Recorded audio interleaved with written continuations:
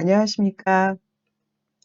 이번 시간에는 ISO 국제 헬스케어 지도사 과정 체형관리사 제5강 체형관리와 상담 및 분석에 대해서 살펴보도록 하겠습니다.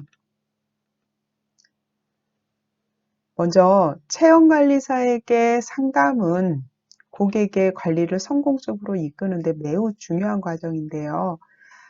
상담은 크게 세 가지 과정으로 나눠볼 수 있, 세 가지 종류로 살펴볼 수가 있습니다. 먼저 카운슬링, 컨설팅, 코디네이터라고 볼 수가 있습니다. 음, 카운슬링은 우리가 보통 상담하면은 들어왔었던 심리적인 상담 부분을 이야기합니다.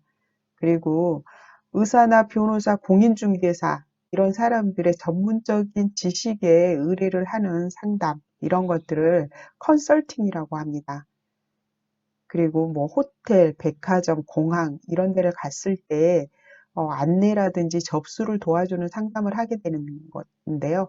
이런 것들은 코디네이팅이라고 말을 합니다. 그래서 크게 이렇게 세 가지 방법의 상담이 있는데, 세 가지 종류의 상담이 있는데, 체형관리사는 이 중에 어떤 상담을 하게 될까요? 우선 체형관리사의 상담은 어떤 상담인지 알아보기 위해서는 체형관리사의 역할에 대해서 살펴보면 알 수가 있습니다. 고객의 체형을 분석하는 거, 그 다음에 체형을 분석했으면 그 분석된 체형에 맞는 프로그램을 계획해 주는 거, 그리고 계획에 맞는 프로그램을 실행할 수 있게 직접적으로 실행을 도와주는 거, 그리고 전체적인 부분에 대해서 잘 하고 있는지에 대한 피드백을 주는 거, 그리고 체형 관리가 다 되었을 때는 체형 관리된 몸을 유지할 수 있도록 계속해서 관리를 해주는 역할을 하게 됩니다. 그래서 체형 상담이라는 것은 어떤 거냐라고 하면 체형 관리 방법과 절차에 대해서 설명을 해주고 건강과 아름다운 체형을 관리할 수 있도록 계속해서 신경 써주는 상담을 해주고 올바른 생활 습관 개선을 독려해주는 심리적인 상담을 하게 됩니다. 그래서 체형관리사의 자질은 어떤 건가라고 하면은 체형관리사의 자질은 인격적으로도 성숙해야 되고요. 심리학적인 지식을 가지고 있어야 되겠죠. 사람을 상대로 사람이 무언가를 행동을 하게끔 유도하기 위해서는 사람은 어떨 때 행동하는지에 대한 심리학적 지식이 꼭 필요합니다.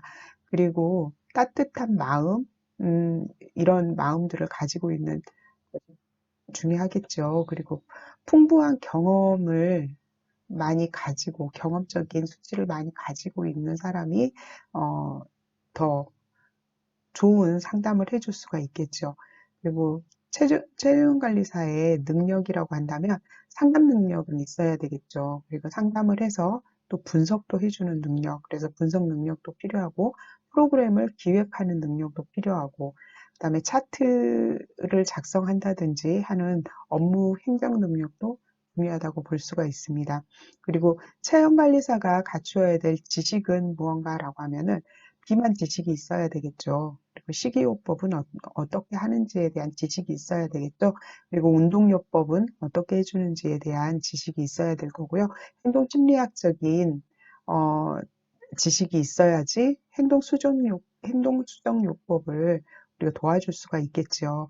그래서 체형관리사가 무엇을 하는가라는 것에서 오늘의 포커스는 상담 부분이 되겠습니다.